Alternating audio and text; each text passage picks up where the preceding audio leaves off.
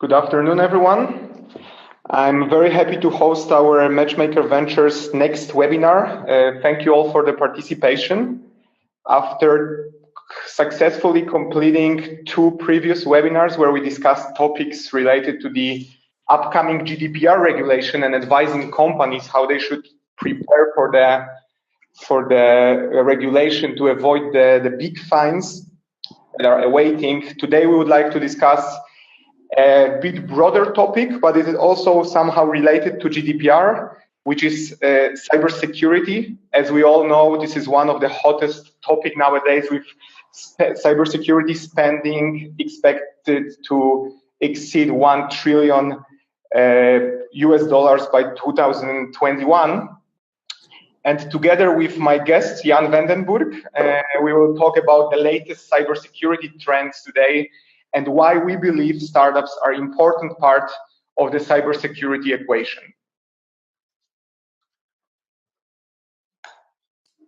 Before deep dive into our topic, let me just give you a brief introduction to the agenda. So first I will introduce the speakers.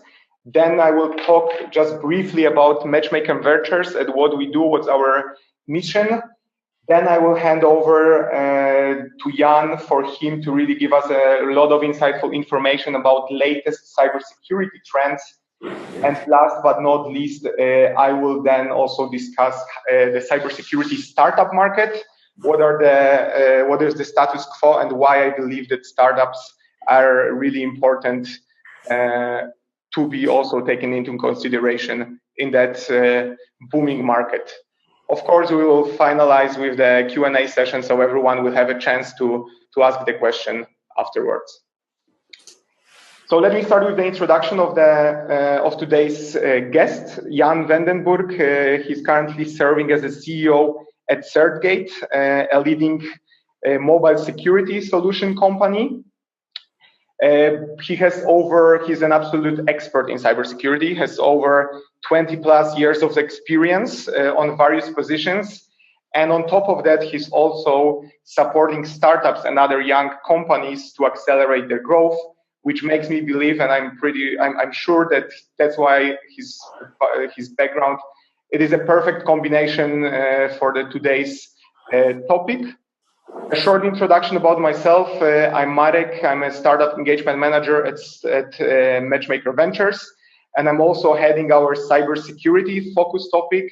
What I mean by that, I on a daily basis support our startups in all sales and business related topics in order to create quick business impact with the corporates. At the same time, I also screen the market and validate the interesting opportunities in the cybersecurity field for our corporate clients. Now let me give you an idea of what Matchmaker Venture is and what is it that we are doing. Well, in principle, our vision is to become a global reference for making startup corporate collaboration simple and successful. As we learned from our experience that there is a lot of corporates out there that really want to collaborate with startups, and equally there is a lot of startups that they are aware that without corporates they might not even survive. However, they often speak a very different language. There is a lot of gaps between those two different worlds, and this is basically why the idea of Matchmaker Ventures was founded, to really bridge the gap between those two different worlds. And this is basically what we are doing. And how are we doing that? There are 4 pillars, or you can see on the slide, that can describe our business.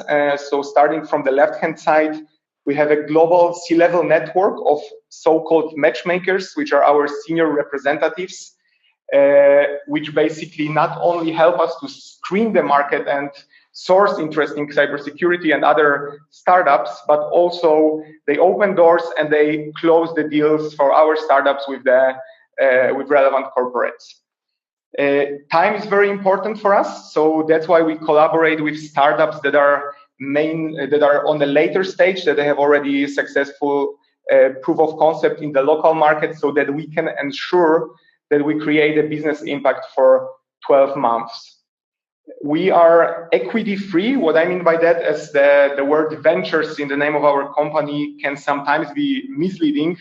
We are not taking any equity in the startup, so we are purely success fee based, and we succeed only from the deals that we generate for our startups. Last but not least, we have a hands-on end-to-end approach. And what I mean by that we are not only involved in matchmaking or opening doors, but we steer the whole process from preparing our startups to be really able to be ready for being introduced to the corporates, all the way to onboarding and live relationship management with the potential customer partner. At MMV, we focuses on the 4 key areas, as you can see on that slide. One of that is cybersecurity, which is a topic of our today's webinar. On top of that, we have EdTech with mobile advertising and targeted advertising solutions. We have a GDPR ready with opting our consent management generation solution. And last but not least, we have a TV video distribution with AdScanner, a leading TV analytics dashboard. Today, as already mentioned, we will focus on cybersecurity. We already have 3 startups that you will have a chance to learn more. But maybe before going into details, let me just give you an idea how we can help.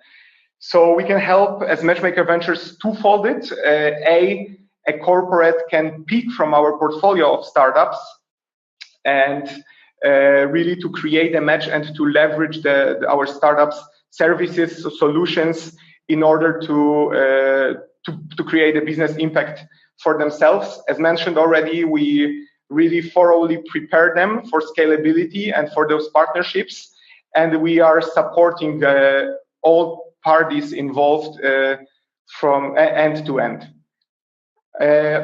On top of that, we also offer services that can capture opportunities beyond our portfolio, and this is our matchmaking as a service, where we continuously screen the market and identify growth opportunity for our corporate clients.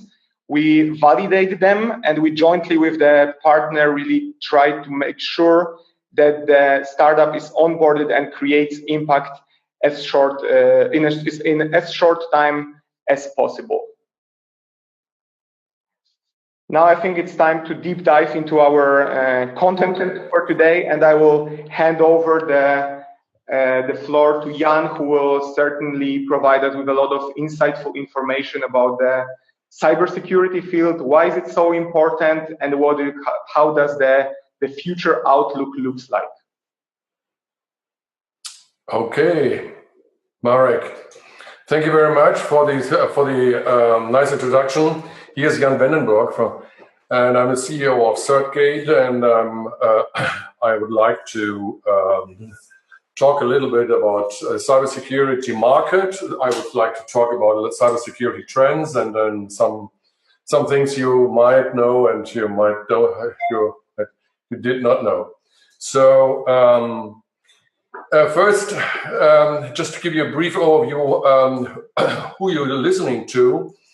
I have been with IBM some years, more than 12 years at IBM at international. Oh, yeah, thank you. The slide is moving. Slide goes. So anyway, and then I have been with a venture capital fund founding a security company, being active in international markets like Asia, United States, and in other markets. Then I sold that company to a Swiss company and moved on to certgate, where I'm now running a mobile security focused business. Let's move to the IT security market at all. So, it's working. Perfect. So this is an IDC definition of the global IT security market segmentation. So when we are talking about IT security market, I believe it is very, very important to remember the IT security market falls into a lot of sub-markets. Yeah? First, there are three pillars, which are security hardware, software, and services, which are pretty much obvious. Yeah, but then you may see the bricks below that, which is the hardware authentication market, which biometric scanners, tokens, smart cards, and all these stuff. The threat management security appliances. These are, for example, VPN appliance things and so on. And the security software market, which is broader than the hardware itself, and the security services, falls into other different sub-markets like security content and threat management, where you have, for example, device security, where it secures the device, and also you have message security, where you have encrypting data, encrypting data which travels around the globe. So we will pick a few and see what it's along. If there are all growth markets and so on. When looking to the three main pillars, security hardware and software security service, they have a combined growth rate of between 10 and between 5 to 10% each year. Even if these numbers are from a few years ago, you can extend these numbers easily to today and the next years, which apply also to the next years. These are really substantial growth markets which are growing each year continuously around the globe. So when looking to a subsegment of that, which is the security software, the security software itself, maybe surprisingly, is dividing not equally into other software markets. It's by far the largest is secure content and threat management. Yeah? The second largest is the identity and access management. Yeah? And the security software, which you see is has a continuous growth also from the last years, and this is also continuing the current and the next years. We are going one slide further. Oops, yeah. The security, the security content and threat management, which is also, again, a subsegment of that. It is dividing into the device security, message security, internet security, and network security, which have also a combined growth rate of more than 5% each year, which is continuous steady growth and a stable growth market throughout the last years. So, and I would like to go from the pure numbers to some bullet numbers, which you might know and which are pretty interesting to look at. I'm not sure if you know that emails are now being increasingly used by hackers, and an estimated 1 in every 131 emails contain a malware. Yeah, this is by far the highest rate in about the last 5 years. Yeah, and it is definitely expected that this will increase as hackers attempting to use malware. For example, ransomware to generate money. And even the latest hacks, for example, in the German government network, as you might know, have been discovered that they have been done and processed through a malware which was traveled into the network through an email. Yeah. So 36% an increase in ransomware attacks in the last year, which is also one of the highest rates at all. This is a research from Symantec, yeah, and and this is a number which is showing the worldwide numbers. We have more than 100 new malware families introduced by hackers in the last year, yeah. and especially most people, especially Americans, so gladly not the Germans, yeah, are willing to pay. And so hopefully they are taking more the Americans than the Germans. So that's a joke. 64% of the Americans, yeah, and they are willing to pay, yeah, just compared in the total global average of 34% of people are willing to pay for a ransom attack. Yeah, so who have been and how many people have been already a victim of an identity fraud? This is data. This is a data which is based on a study by Javelin Strategy Research, where 6.5 of all the people have been victims already. Yeah, and which and the study involved roughly 70,000 people who were questions about being attacked or not over the period of time through almost the last 10 years. Yeah. How much money is someone asked and for a ransomware attack? This is roughly 1,000 euros. This is an average number. That's why it is 1,077. I would doubt that someone is asking for 1,077. Yeah. If it is done to a company, it's much higher the numbers. It goes into the millions. Yeah. And typically, if it is attacking a private people, this is something which more 100 or 200 euros or $100, which is a number most people are able to pay, and so it is more likely that the hacker will be paid. Let's say it this way. Yes, so in total, yeah, the spending for cybersecurity has grown to 86 billion. Yeah, especially in the not only for the larger companies. And when we are talking a lot about eBay, Yahoo, and Sony being hacked, yeah, small companies definitely are not immune. Yeah, as today, at least 46% of cyber attacks, yeah, are targeted against small companies, and this number will increase definitely. Yeah, when I'm talking about small companies, I'm not talking about the mom and pop stores. Yeah, I'm talking about companies which are having which can have a few hundred to a few thousand employees. Yeah, and these companies are spending roughly $1 million, a little bit less than $1 million, yeah, if as a result of the damage, and it's also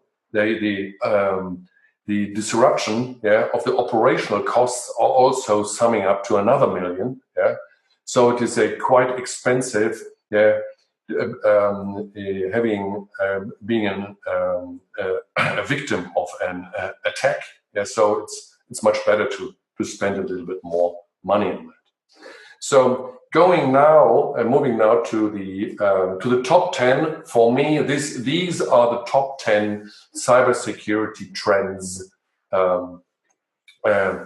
for 2018. Yeah, so especially from the European perspective, the General Data Protection Regulation (GDPR) is a very important thing to watch at. Yeah.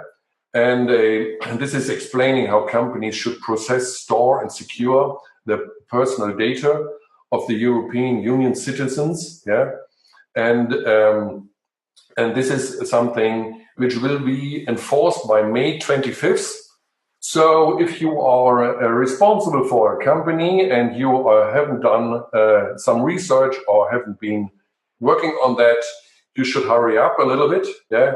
Because the infringements, yeah, they can provoke a fine of up to 20 million euros, yeah, or 4% of the total worldwide annual turnover of your company. Yeah, so this is something. At least the fine is something which is really signaling that the European Union and the European Commission is really serious about data protection and privacy protection. Yeah, so and it will be. There is a serious chance that the European Commission will especially punish the first non-compliant companies, to make to state an example of how it can be handled. So you better hurry up if you haven't done so already. The second one is also a very, from the technology point of view, a thing which can make or break everything, which is artificial intelligence. Artificial intelligence, there had been talked so much about artificial intelligence over the last years, and it's also a hype thing. It will play definitely a bigger role and a more important role in the cybersecurity space. It is, and the battle with the cyber criminals is moving so quickly that the machine learning models can predict and accurately identify attacks. And it will be so a real bonus for security professionals using AI as a defending booster. And also these models need to be trained and therefore implemented. And there will be also a serious risk that artificial intelligence and machine learning may be also used by hackers itself. So it is everyone is, especially security companies, are wise to provide something like that, so that that clients are well positioned and well defended by at least the same weapons on the defending side as they might be on the attacking side. Ransomware, we just mentioned that a slide before. This has been a growing threat over the last years. It continues to be to claim high-profile victims, and it's not clear what everyone learned from the WannaCry ransomware attacks. But I definitely hope that it's highlighted the need to back up regularly, and keep patching and updating systems. And I personally just giving the strong advice to invest into backup systems. There are a lot of companies around who are doing that. They have real-time backup systems, and there are some larger Silicon Valley companies who have up to a second real-time backup server and client server systems, which ensuring that if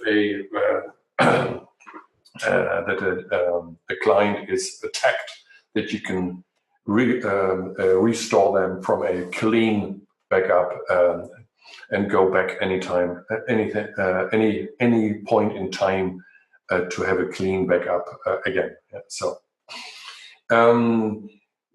And also IoT is a very important stuff. IoT is also something which is a little bit like artificial intelligence. Everyone was talking or is talking about IoT. The Internet of Things, is a great thing, and we are rolling out more and more sensor-packed internet-connected devices. But it remains a major weak point for defenses. All too often, these devices lack basic security features, or they aren't properly configured and rely upon default passwords, and give attackers easy access. So this is something. This is in turn you're giving a rise to botnets, which can be used for high volume attacks, to gather data and identify further vulnerabilities and brute force attacks. So we definitely need to improve Internet of Things security, and companies who are providing devices must invest in this also. It is the cybersecurity skill shortage. Yeah, there are many people around who are talking about cybersecurity, but there are either have a half-skilled people. Yeah, and this is something which is also on high danger, because a lot of people trying to sell themselves, yeah, with some half skills and not providing a real security. So we need skilled people definitely. Yeah, we need to patch and increase our application testing. Yeah, which goes directly into the general data protection regulation and the AI stuff. Yeah, if we have up-to-date systems which are intensively tested, yeah, they have a much smaller attack surface, yeah, and which goes directly into the serverless apps, increasing attack surface areas. Yeah, if our apps are moving around the globe through Amazon cloud services, Azure, and Google, or whatsoever clouds, yeah, we are increasing our attack surface, yeah, which must be maintained by up-to-date, patched, and tested applications. Yes, sir. I was talking already about the IoT thing, which directly goes in along with the connected home. The connected home, there are some companies around which have implemented things like that. It's, for example, Z-Wave. They have a radio frequency IoT connected home technology, which has a default password which you can't change. So every hacker which knows that password, and they know it all, yeah, are able to attack these devices, and there is no no cure against that. Last but not least, we have two mobile important trends. We have definitely an increased mobilization. Yeah, it goes with increased speed. People going mobile and working just mobile. If I look just to myself, I'm just working all and everything through my iPad or iPhone, yeah, and using only for larger text and presentations the desktop or the MacBook. Yeah. So and the same applies to many people out there. Yeah, everyone is working in the bus and the plane somewhere else. Yes, everything gets smaller. We have only consumer level authentication. We have fast annual evolving devices. The devices changing each year. Yeah, yeah, and which enforces increased data leaks and vulnerabilities, because the corporate the security departments, yeah, are not able to support each year a complete new generation of mobile devices, yeah? And this is a serious threat for enterprise mobile workplaces. Yeah? And last but not least, there are companies around there who have there is not only an Amazon out there, and there's not only a Azure's out there. There are also companies out there who are selling global hacking and wiretapping attacks as a service. Yeah, I'm not sure if you know that there is a company out there based in Israel. They're offering wiretapping as a service. Yeah, and I checked it seriously. I checked it with some experts.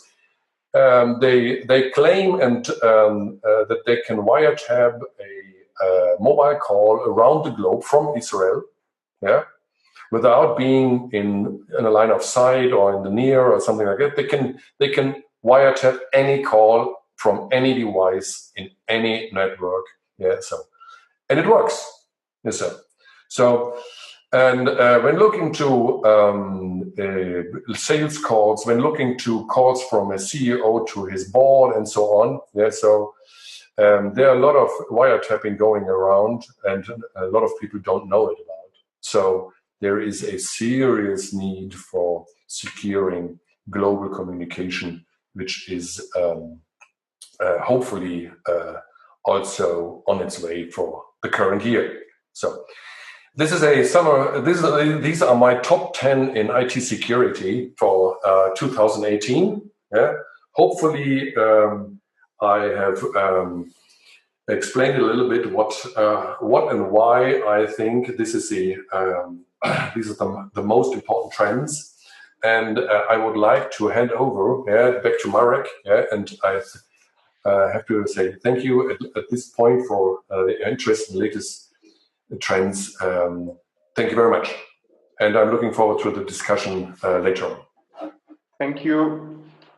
Thank you, Jan. Thank you for all the insightful information. Now, let me give you a bit an overview of the cybersecurity startup market and why I think it is important. When listening to Jan, I was kind of thinking what is the right question to ask, and I was asking myself a question: how can companies, and actually not only individuals, how they can protect from those cyber attacks, and how can they really address those market trends that Jan was mentioning? And the answer that we at Matchmaker Ventures has is work with startups. Why? It's clearly because the companies they are facing the new cyber threats on the daily basis, so they really have to react fast. And startup can assure that this fast reaction to that. They are flexible. They can shift their strategies. They can pivot. They can really prioritize a lot faster than any corporates. And they also can adjust their strategy to corporate needs.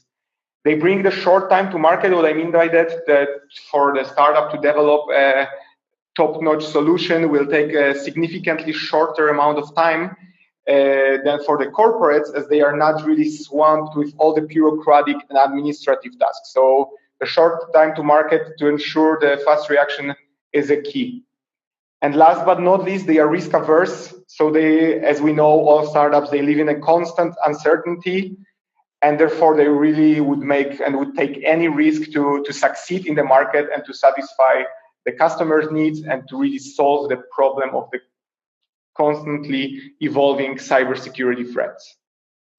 And when we deep dive and we really look into the market, it basically confirms our statement. So startups are a very important part of the equation, and it really does not seem to stop anytime soon. So if you take a look on the left-hand side, you can just clearly see that 2017 was a record year for the cybersecurity startup investments, with the disclosed funding almost double to the one compared to 2016.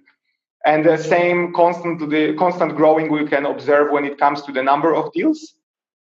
And there are a couple of interesting trends here. So when it comes to the geographical distribution, obviously US remains a number one when it comes to the number of deals. But there is Israel and UK catching up, and especially Israel, it does not really come as a surprise due to a lot of brilliant people, the incredible amount of talented people from Israeli army that are developing new solutions. And I think one can say that Israel is becoming a capital of cybersecurity worldwide.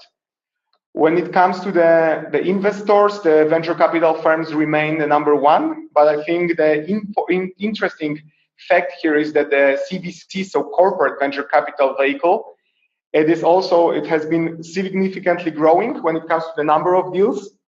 They are quickly catching up with the venture capital, and that proves that corporates are really looking into the startup world more closely.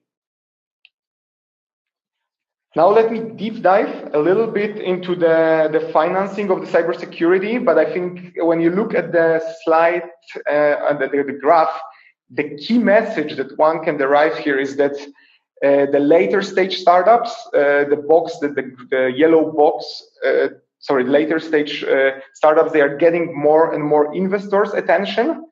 So there is really fewer startups that are being founded by more capital. And why is that? Is it an alarming signal? Is it a warning that the industry is in decline? How I see it is a positive indicator that the industry is maturing. So what I mean by that, as we know, and as I will show you in a second, that the startup world, when in cybersecurity, it is a very crowded space. Chief information security officers being bombarded by thousands of solutions on a daily basis. So that's why there is a lot of companies that just try to copy of some of what others are doing. So that's why it is more and more difficult for everyone to get the finding. The companies, the corporate, the investors, they are really looking for more differentiated and broader solutions.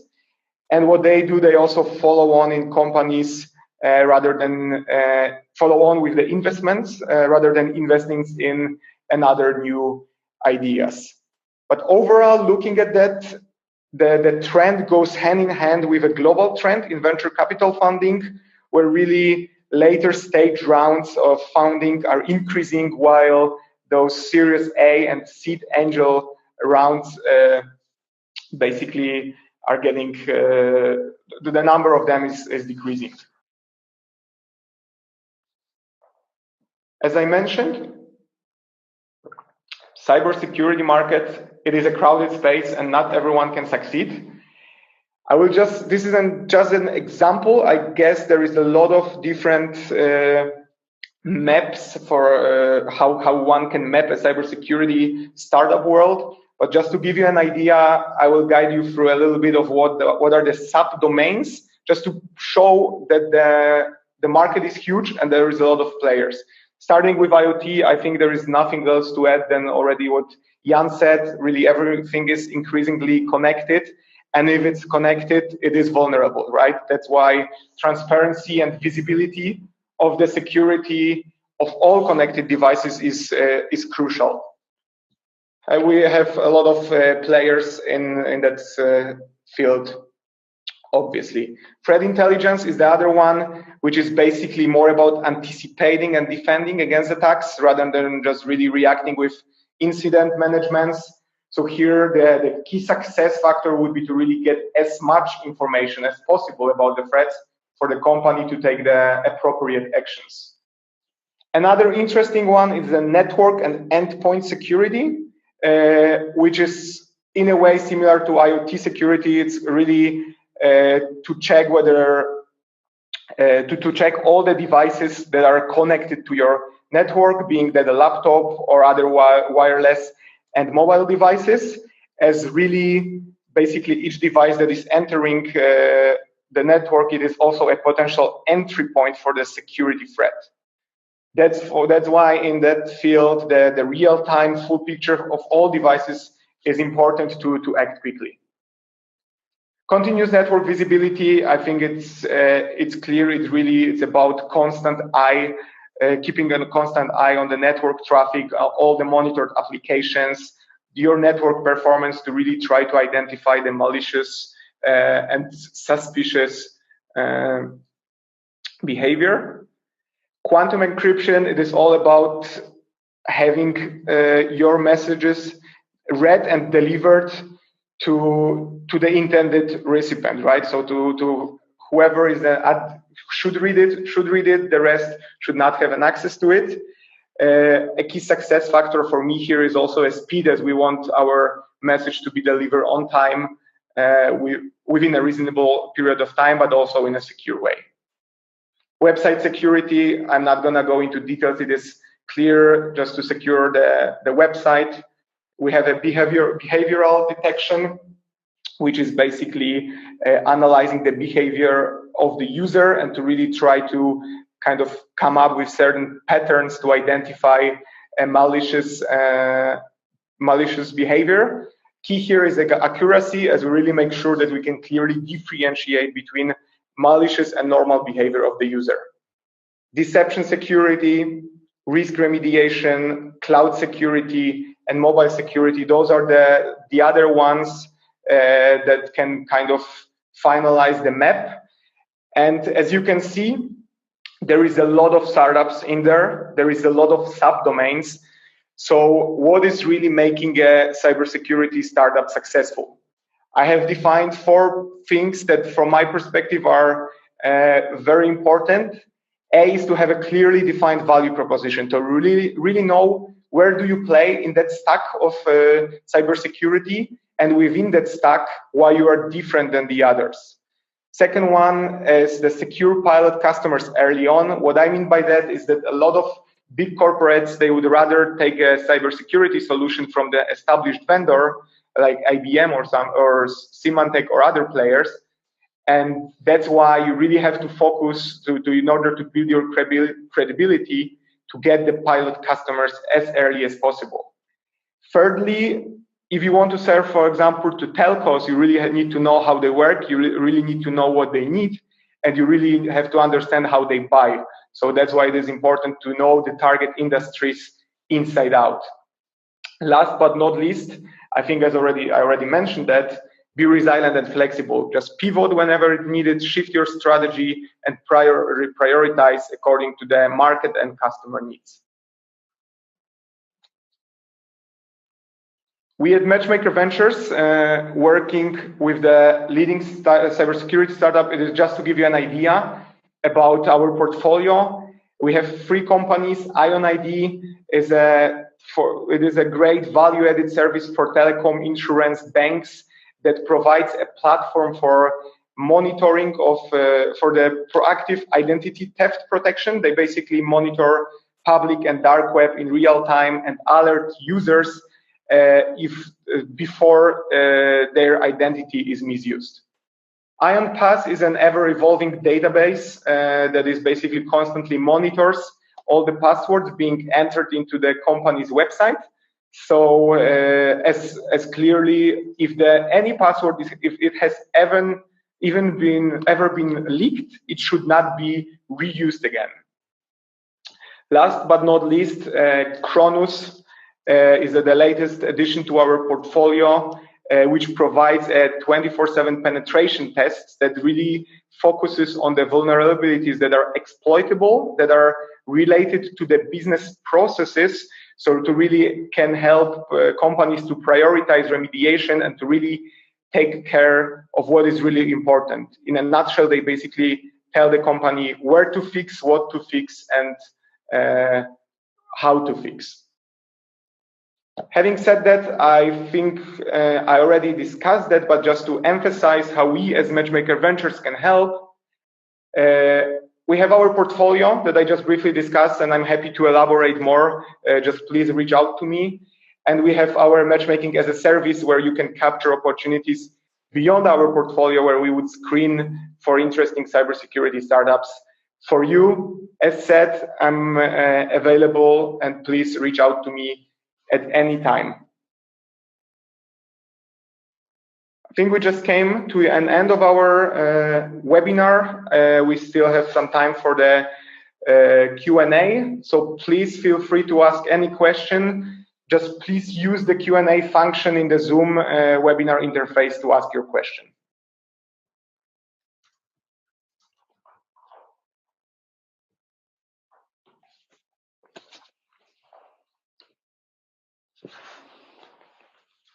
Okay, we have the first question to our expert. Which, from your perspective of mentioned trends, is the most important one and why?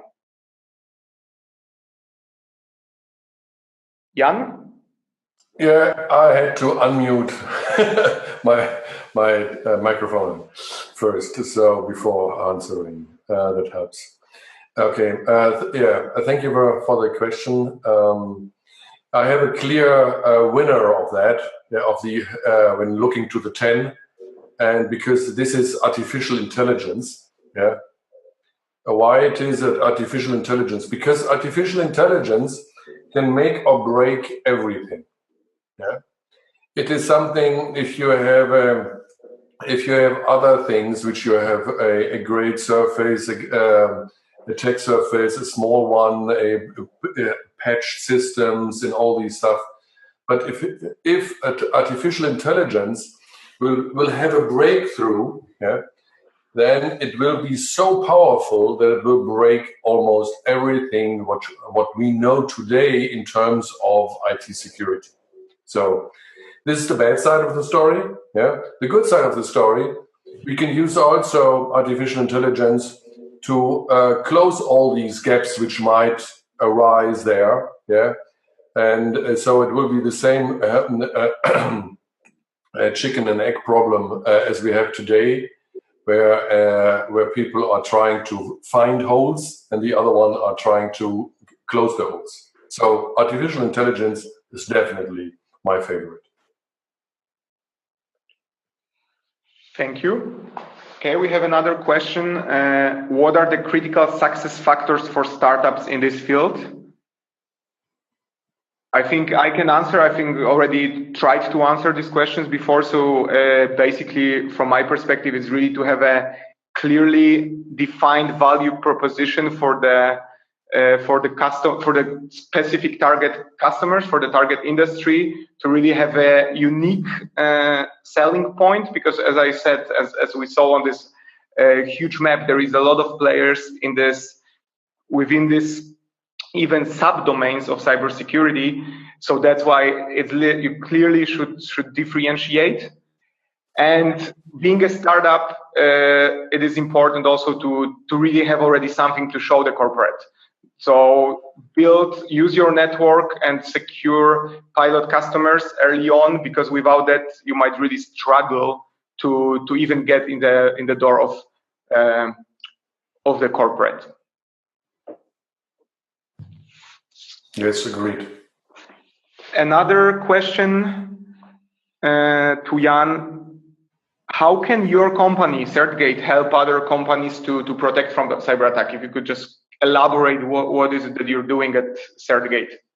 So CertGate, we are a company which is, I mentioned that at the very early beginning, we are focusing on mobile security.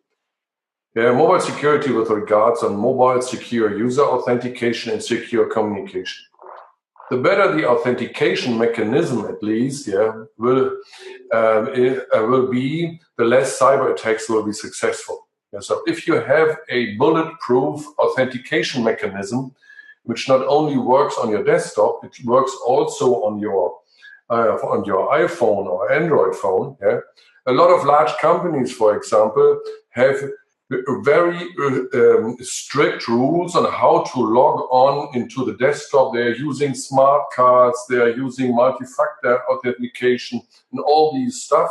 Yeah, but when it goes to the iPhone, the CEO or the CFO and so on, they love their iPhones. If the IT or the security officer is saying, okay, or you can't use your multi-factor smart card whatsoever on the iPhone, then suddenly the company says, okay, then the smart card is not so important anymore.